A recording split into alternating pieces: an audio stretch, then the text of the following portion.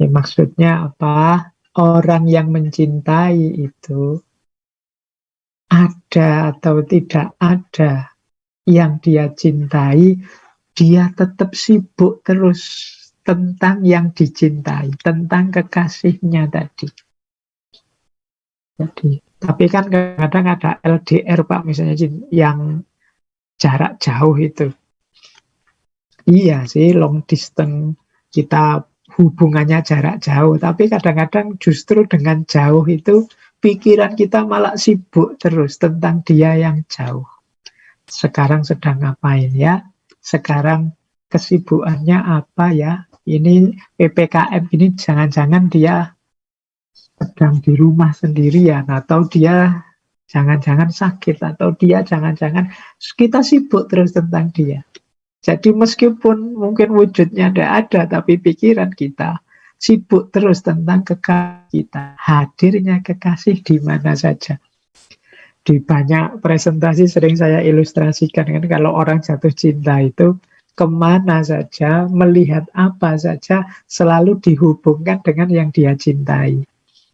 Kalau dia jalan-jalan ke mall misalnya, terus lihat jejer motor-motor banyak di parkiran atau mobil-mobil banyak di parkiran, kita wah dia biasanya motor ini loh mereknya, dia biasanya kalau ke mall itu nongkrongnya di sini loh dia, padahal dia tidak ada, tapi kita sibuk terus tentang dia. Mungkin kita masuk ke warung makanan, ke angkringan, itu kita lihat karena pernah bareng dia, terus wah dia itu sukanya nasi ini loh, dia itu minumnya es teh yang dan lain sebagainya. Kekasihmu selalu hadir meskipun dia tidak ada. Itu tandanya cinta. Kan ya seringkali pecinta itu tidak memikirkan dirinya, yang difikirkan kekasihnya. Nah, pecinta Allah juga begitu. Pecinta Allah itu melihat apapun akan dia hubungkan dengan Allah. Hadirnya sang kekasih di mana saja, melihat apa saja, dalam apa saja. Kalau menggunakan istilah dari Syekh Abdul Qadir Jailani kemarin kan, apa saja di muka bumi ini ya kalau tidak menunjukkan jalaliyahnya Allah ya jamaliyahnya. Tidak menunjukkan kebesaran Allah atau keindahannya. Satu di antara dua itu. Jadi alam semesta ini serba gelap. Dia menjadi terang hanya karena Allah di dalamnya. Siapa yang melihat alam namun tidak menyaksikan Allah di dalam atau bersamanya, sebelum atau sesudahnya, maka ia sangat memerlukan cahaya dan matahari makrifat terhalang baginya oleh benda-benda alam. Jadi kata Syekh Ibnu Athaillah, kalau kita melihat apapun di depan kita, kok tidak menghubungkannya dengan Allah, tidak melahirkan kesadaran hadirnya Allah, ya kita ini termasuk orang yang perlu cahaya. Karena hadirnya Allah terhalang oleh benda-benda di depan kita. Padahal benda-benda di depan kita itu harusnya mengantarkan kita pada Allah, bukan malah menghalangi kita dari Allah. Jadi melihat apapun itu, karena apapun itu kan paling tidak sebelum atau sesudahnya adalah Allah. Sebelum itu maksudnya dulu yang menciptakan adalah Allah, dan sesudahnya itu nanti semua juga kembali pada Allah. Tidak ada kan apapun di alam ini yang bukan ciptaannya Allah. Berarti melihat apapun benda-benda alam harusnya menyadarkan kita tentang Allah, mengantarkan kita kepada Allah. Jadi melihat kecanggihan teknologi itu diseret, itu kan kalau kita orang yang mencintai Allah, itu menghadirkan Allah tetap. Misalnya, ya Allah, betapa Engkau Maha Kuasa menciptakan manusia dengan kecerdasan yang luar biasa sampai muncul teknologi Zoom ini. Itu kan menghadirkan Allah namanya. Tadi Zoom kita putus sebentar. Oh, itu juga menghadirkan Allah. Ya Allah, ya secanggih-canggihnya manusia, ya tetap ada kurangnya saja. Beda dengan Engkau yang maha sempurna. Loh, ini namanya kehadiran, kesadaran hadirnya kekasih di mana saja. Situasi positif atau situasi negatif. Ini berarti apa? Segala hal, segala peristiwa itu mengantarkan kita kepada Allah. Ini adalah ciri-ciri orang yang jatuh cinta kepada Allah. Baik, ini hakikat cinta selanjutnya. Kita lanjutkan. Hakikat cinta yang lain adalah asyik bersamanya. Ini menarik ya, kata-kata asyik ini kalau diserap dalam bahasa Indonesia jadi asik. Asik itu nikmat, nyaman, enak, senang. Jadi kata Syekh Ibnu Athaillah, kenikmatan yang sejati itu meskipun bermacam-macam bentuknya, sesungguhnya hanyalah dengan menyaksikan atau mendekat kepada Allah. Dan azab itu, walaupun beragam jenisnya, sesungguhnya hanyalah disebabkan oleh adanya hijab antara hamba dengannya. Jadi, sebab azab itu karena adanya hijab. Sedang sempurnanya nikmat itu adalah engkau memandang wajah yang maha mulia. Nah, ini silahkan dicari kalimat ini di hikam. Jadi kenikmatan yang sejati adalah kedekatan kita dengan Allah, dan kepahitan azab yang paling pedih adalah adanya hijab, adanya jarak antara kita dengan Allah. Jadi, ya mengapa? Kita analogikan lagi ke orang-orang yang jatuh cinta. Orang yang sedang jatuh cinta itu kan kalau terhalang bertemu dengan yang dicintai, itu pasti saja gelisah luar biasa. Atau kok dilalah malam berdua bareng-bareng dengerin ngaji filsafat misalnya. Itu kan asik. Bisa menikmati kebersamaan berdua. Sama, orang yang jatuh cinta pada Allah juga begitu. Melakukan apapun kalau merasa dekat bersama dengan Allah itu nikmatnya luar biasa bagi yang sudah jatuh cinta.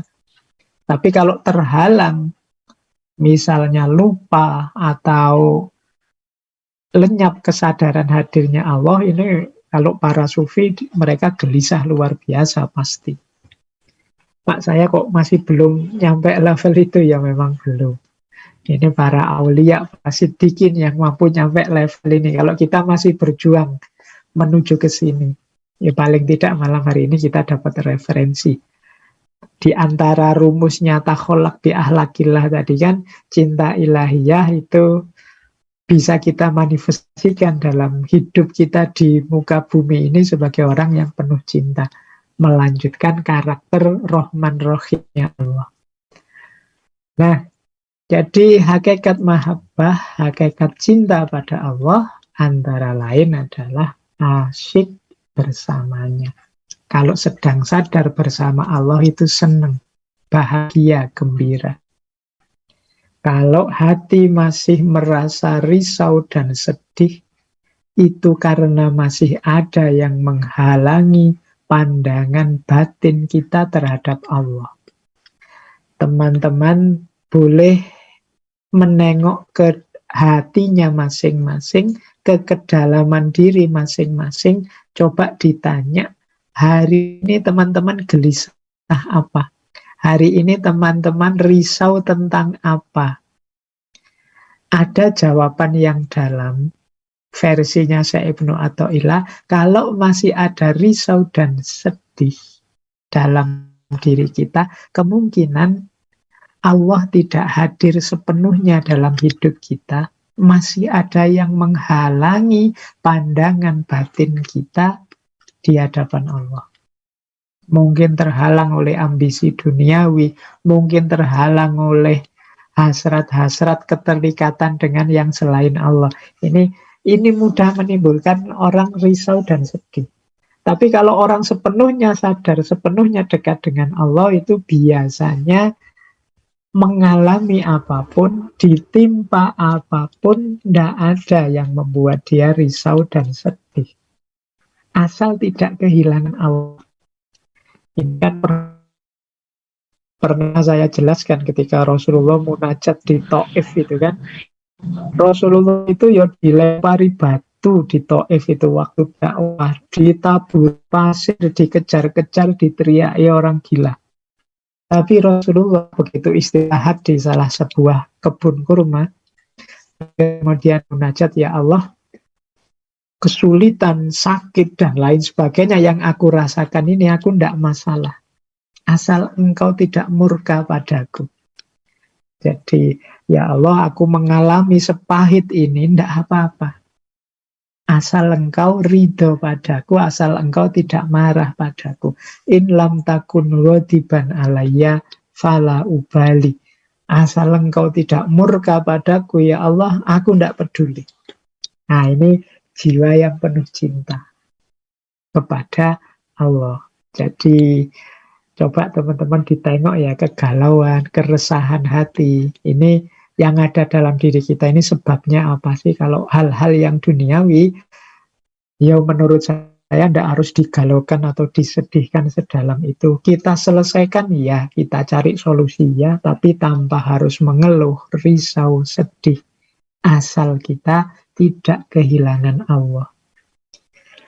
Jadi ujian kok nilainya jelek, ya saya belajar lagi biar nanti nilainya tinggi. Tidak harus terlalu sedih, terlalu risau. Asal Allah tetap ridho. Ya nilai saya jelek, tapi kan saya jujur Pak. Saya takut kalau nyontek nanti dimurkai Allah. Ini kan tidak kehilangan. Tidak apa-apa. Asal engkau ridho padaku ya Allah, ujian apapun aku terima. Nah, berarti apa? Cirinya mahabbah, hakikatnya mahabbah adalah rasa asyik bersamanya. Nikmat kalau dekat Allah terus itu. Dan ini saya bilang rasa. Kalau rasa itu kan tidak bisa dimanipulasi. Pura-pura seneng tidak bisa. Seneng ya seneng, kita sendiri yang tahu. Teman-teman silahkan metani, silahkan ngecek dirinya sendiri-sendiri. Sudah nyampe di level itu apa belum. Nah, ini selanjutnya, hakikat mahabbah itu adalah membebaskan dan menyelamatkan. Jadi, tidak ada yang bisa mengusir ajakan syahwat dari hati, kecuali rasa takut kepada Allah yang menggetarkan dan rasa rindu kepada Allah yang menggelisahkan. Jadi orang itu kalau dalam dirinya tumbuh rasa cinta pada Allah, otomatis dia terbebaskan dari banyak syahwat. Jadi hawa nafsu, ambisi yang negatif, itu pasti kita bebas dari sana. Kenapa? Kita jatuh cinta pada Allah itu kan otomatis fokus kita untuk tidak membuat Allah kecewa, mencari ridhonya Allah saja. Dan itu ya otomatis yang baik-baik, yang mulia-mulia yang kita lakukan. Tidak perlu berat-berat berjuang, hati kita sudah tergeser pada Allah saja. Ajakan syahwat dan lain-lain mudah menaklukkannya. Jadi sebagaimana kita kan mudah memenangkan yang kita cintai dibandingkan godaan yang macam-macam. Jadi hakikat mahabbah yang selanjutnya adalah membebaskan dan menyelamatkan. Yo kalau kita menang dari ajakan syahwat, menang dari dorongan keburukan, tentu saja kita selamat, kita bebas. Jadi menarik ya teman-teman, kalau dalam dunia tasawuf itu makna kebebasan itu beda dengan yang kita pahami selama ini. Kalau kita kan sering menerjemahkan kebebasan itu kita bebas melakukan apa saja yang kita inginkan. Tapi dalam dunia tasawuf, kebebasan itu adalah kita bebas dari belenggu hawa nafsu, kita bebas dari dorongan-dorongan untuk melakukan keburukan, kita bebas dari keterikatan-keterikatan selain Allah.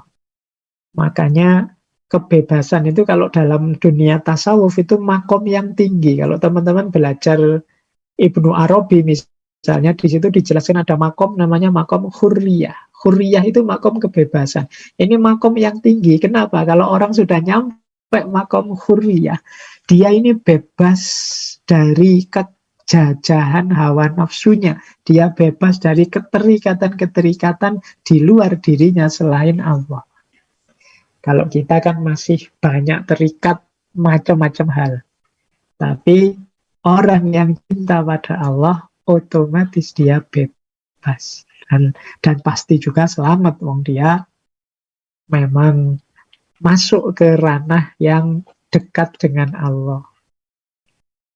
Baik, jadi mahabbah ternyata membebaskan kita dan menyelamatkan. Nah, ini teman-teman yang mudah-mudahan senang dengan wacana-wacana kebebasan itu.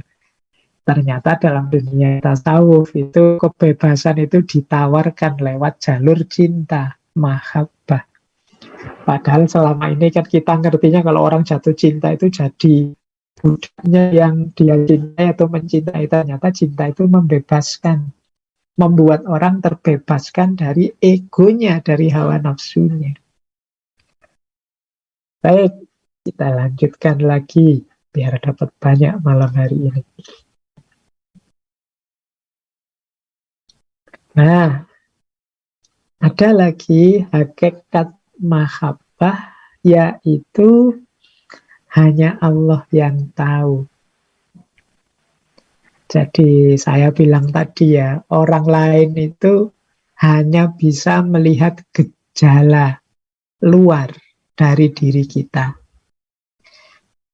Niatnya apa, motifnya apa, tujuan orientasinya kemana, itu hanya kita yang tahu.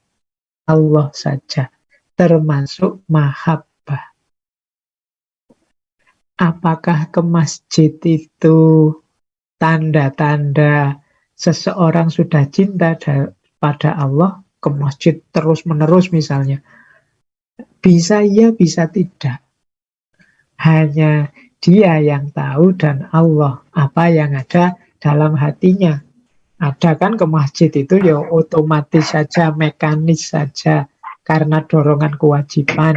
Ada yang ke masjid itu mungkin karena tanggung jawab ini, tanggung jawab itu. Ada yang memang cinta pada Allah. Jadi hanya Allah yang tahu kalau urusan batin. Maka teman-teman diminimalkan untuk menjudge, menghakimi batinnya orang lain. Karena kita tidak tahu. Jadi mungkin ada orang bikin sajen, bikin tumpeng, tapi niatnya apa? Apakah menduakan Allah ataukah hanya dalam rangka biar wisatawan banyak yang datang dan secara ekonomi nanti menguntungkan, ataukah itu dalam rangka ya melestarikan saja budaya tanpa niat apapun, ataukah itu ada macam-macam niatnya. Kita tidak bisa judgement yang ada dalam hati. Ya kita bisa menyebut gejalanya. Pak, itu ada orang dipukuli loh. Nah, itu kalian juga kan harus lihat motifnya, konteksnya, situasinya. Jadi tidak bisa kita judge sampai ke isi-isinya. Hanya orang itu yang tahu sesuai konteksnya masing-masing. Wong kadang-kadang orang pacaran itu ya pakai pukul-pukulan, pakai cubit-cubitan. Itu kan kita tidak bisa, pokoknya tak lapor ke polisi ini kekerasan, kan tidak begitu. Wong itu ada motif dan niat yang berbeda. Nah, cinta juga begitu, hanya Allah yang tahu. Tidak mesti loh yang misalnya ya, jemput tiap hari, apel, nganter kuliah terus, dan macam-macam itu terus, oh berarti dia jatuh cinta. Tidak mesti juga, kadang-kadang ya karena setia kawan saja misalnya. Kan alasannya iso macam-macam. Yang dalam hati hanya Allah yang tahu. Makanya jangan dijudge. Kata Syekh Ibnu Athaillah,